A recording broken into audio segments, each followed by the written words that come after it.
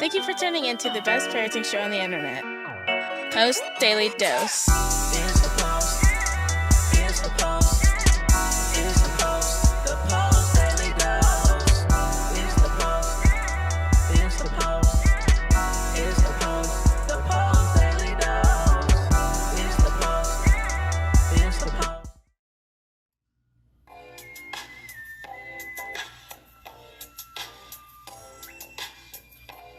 Hey, good evening, Facebook family. Welcome to another episode of Post Daily Dose. Happy Monday, baby. Manic Monday with your hostess with the mostest, your trusted parenting advisor, faithful guide and servant on the healing journey. What's my name? Big Papa Brian+Post. Hope you guys are doing fantastic today. We dialed down the QM music just a little bit. All right, another wonderful, amazing week. It is so nice and sunny. Hello there, Mimi. So nice and sunny here in Crescent City.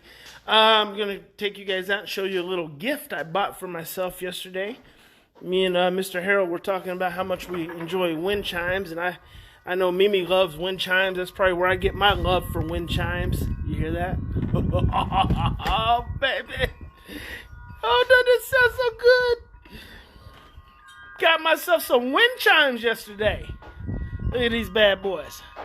Let's see. There it is. Oh, nice little wind chime right outside my window, which happens to be right there. And then this one. I love this one. I can't ever tell. There it is. Can you guys see that? Oh, yeah. See it? Nice little cross when you pull up. Yeah! I just love it. And you just get to hear them. Oh, so beautiful. Look at this day. This day is amazing. It's so nice out. So anyway, in my lecture last Friday, I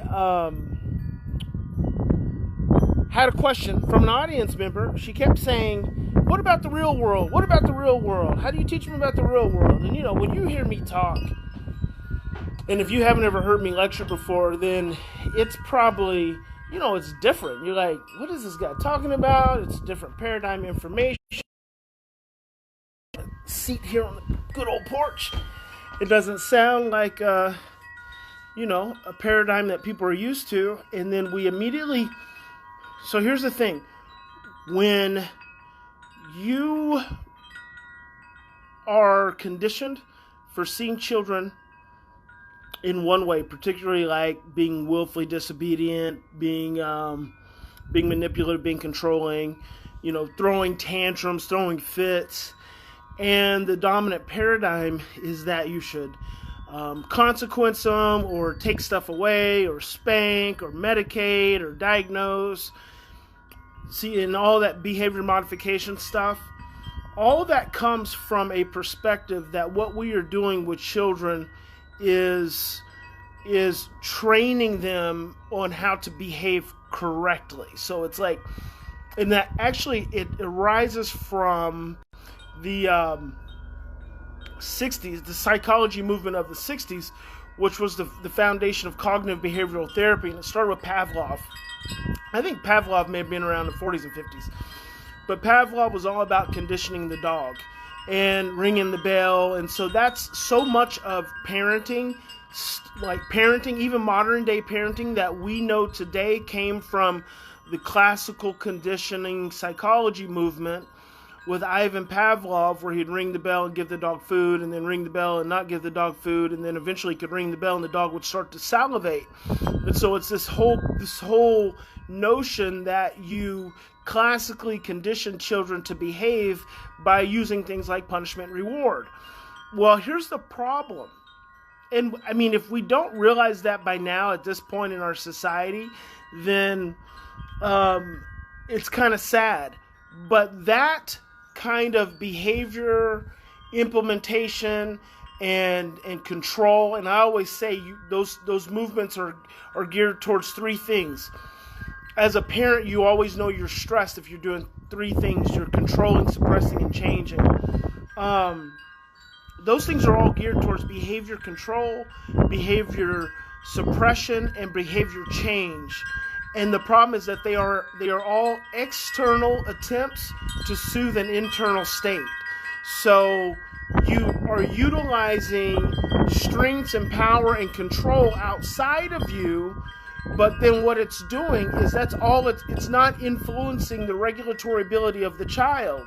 So the mechanisms that we're using are external attempts to control, and they're not changing the child's internal state, because I believe fundamentally, hey, I'm glad you're reading the book, Emerson. Yes, they are beautiful, Ashley. Nah, of course, Mimi, I knew you'd like those.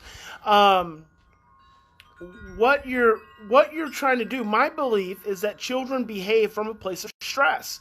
They misbehave from a place of overwhelm, and stress causes confused and distorted thinking, suppresses the short-term memory. That's scientific fact, a scientific finding. So when you're using external attempts to control behavior, you're not actually teaching the child anything internally. You're not actually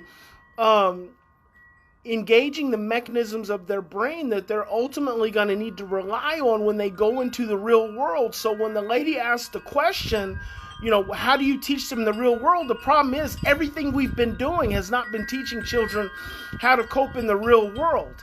It is by creating opportunities for oxytocin, number one. It's by creating understanding. It's by being flexible. It's by being emotionally aware and emotionally engaging. It's by teaching our children how to communicate their feelings and express their attitudes and their feelings. It's by being able to show up and be responsible adults, response able, not reactive, that we then start teaching our children how to respond internally as opposed to react. See, that's the thing.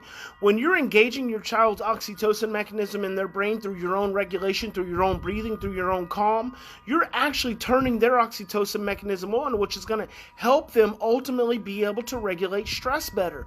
That way, when you give them a request and you ask them to do something, they're able to make it through the transition easier because they have oxytocin that helps them modulate their own stress. But when you ask them to do something and they don't do it, and then that just leads to punishment, what happens is they eventually end up just getting more stressed out. And then they grow up they grow up with a brain not effectively regulating stress. And so when the lady says, how do you teach a child for the real world? To me, parenting from a place of love and understanding and compassion and flexibility and communication is the real work of preparing children for the real world, because the real world is stressful. That's what we have to understand.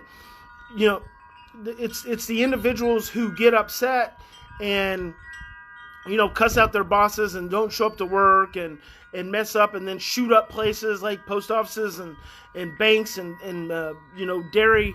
What was that? It was a dairy farm recently. Some guy shot up some employees there.